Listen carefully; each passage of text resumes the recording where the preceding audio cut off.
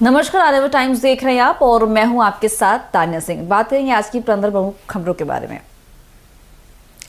पहला, बता दें कि यूक्रेन और रूस के प्रतिनिधिमंडल इस्तांबुल में शांति वार्ता के दूसरे दौरे में मिले हैं। यह वार्ता युद्ध विराम और स्थायी समाधान की दिशा में प्रयास है। हालांकि दोनों पक्षों के बीच कई मुद्दों पर मतभेद अभी भी कायम है, खासकर क्षेत्रीय नियंत्रण, सुरक्षा गारंटी और सैन्य हस्तक्षेप पर राय भिन्न है। तुर्की की मध्यस्थता में चल रही यह प्रक्रिया विश्व शांति की दृष्टि से अहम मानी जा रही है। दूसरा, हमास ने अमेरिकी दूत द्वारा प्रस्तावित गाजा संघर्ष विराम को अस्वीकार करने के आरोपों को खारिज कर दिया है। संगठन ने स्पष्ट कर दिया है कि वो इस प्रस्ताव पर विचार कर रहा है और इजरायल के साथ अप्रत्यक्ष वार्ता को लेकर तैयार है। हमास ने यह भी कहा है कि वह गाजा में मानवीय संकट को समाप्त करने के लिए शांतिपूर्ण समाधान की दिशा में आगे बढ़ना चाहता है। तीसरा, चीन ने अमेरिका पर व्यापार युद्ध विराम समझौते के उल्लंघन का आरोप लगाया है। बता दें कि बीजिंग ने एआई चिप्स के निर्यात पर पाबंदी और छात्रों के लिए वीजा नियमों को कड़ा करने को लेकर असहमति जताई है। चीन का कहना है कि अमेरिका का यह रवैया वैश्विक व्यापार व्यवस्था के लिए नुकसानदायक है और यह दोनों देशों के संबंधों को और भी तनावपूर्ण बना सकता है।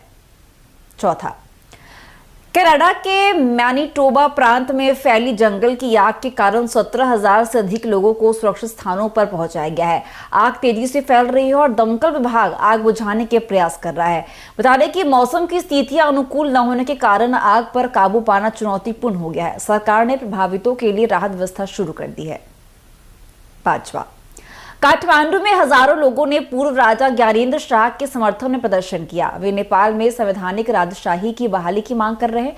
प्रदर्शनकारियों का कहना है कि राजशाही के दौरे में देश में अधिक स्थिरता और विकास था और राजनीतिक अस्थिरता और भ्रष्टाचार से परेशान जनता में यह आंदोलन तेजी से फैल रहा है। छठा, बता दें कि पूर्वोत्तर भारत में भारी बारिश और भूस्खलन के कारण पिछले 4 दिनों में 34 लोगों की मौत हुई है और सबसे अधिक प्रभावित क्षेत्रों में सिक्किम शामिल है, जहां 1000 से अधिक पर्यटकों को निकाला गया है। बता दें कि लगातार बारिश के कारण जनजीवन अस्त व्यस्त हो गया है और राहत व बचाव कार्य तेजी से चल रहा है।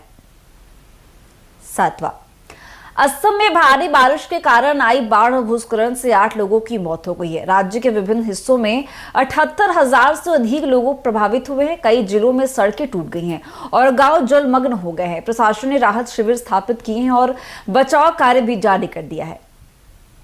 8वां, प्रधानमंत्री नरेंद्र मोदी ने एशियाई विकास बैंक एडीबी के अध्यक्ष मसातो कांडा से मुलाकात की। दोनों नेताओं ने भारत में विकास लक्ष्यों, खासकर विकसित भारत 2047 की योजना पर चर्चा की। यह बैठक भारत में बुनियादी ढांचे, ऊर्जा और सामाजिक कल्याण में निवेश को बढ़ावा देने की दिशा में महत्वपूर्ण मानी जा रही है।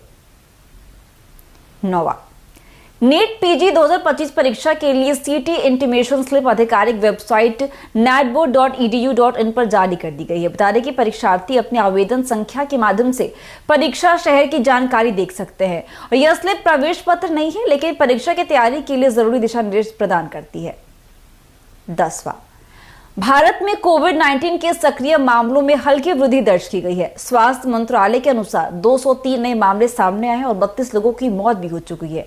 बता दें कि विशेषज्ञों ने सतर्कता बनाए रखने और टीकाकरण को प्राथमिकता देने की सलाह भी दी है और सरकार स्थिति पर निगरानी भी बनाए हुए है। 11वां, अंतर्राष्ट्रीय एयरलाइंस संघ यानी IATA ने 2025 के लिए मुनाफे का अनुमान घटाया है। बता दें इसका कारण व्यापार तनाव और विमान डिलीवरी में हो रही देरी बताया गया है। संघ ने कहा कि बढ़ती लागत और आपूर्ति श्रृंखला में रुकावट उस क्षेत्र के लिए चुनौती बन रही है, जिससे वैश्विक उड़ानों की संख्या भी प्रभावित हो सकती है। 12वां, भारत में मई महीने में विदेशी निवेशकों की वापसी दर्ज की गई है। आंकड़ों के अनुसार $5.5 मिलियन की ब्लॉक ट्रेडर्स के जारी निवेश हुआ है। विशेषज्ञों का मानना है कि भारत की स्थिर अर्थव्यवस्था और सकारात्मक बाजार धारणा के कारण विदेशी निवेशकों का भरोसा फिर से बढ़ता जा रहा है।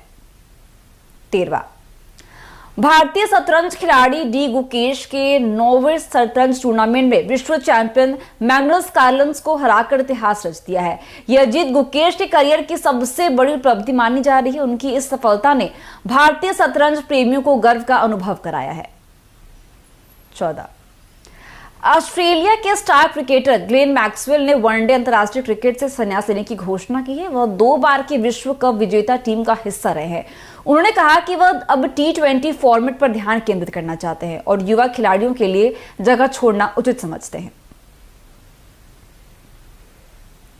15वां, ऑस्ट्रेलिया की क्रिकेट टीम जून-जुलाई 2025 में वेस्ट इंडीज का दौरा करेगी। दौरे में 3 टेस्ट और 5 T20 मैच शामिल है।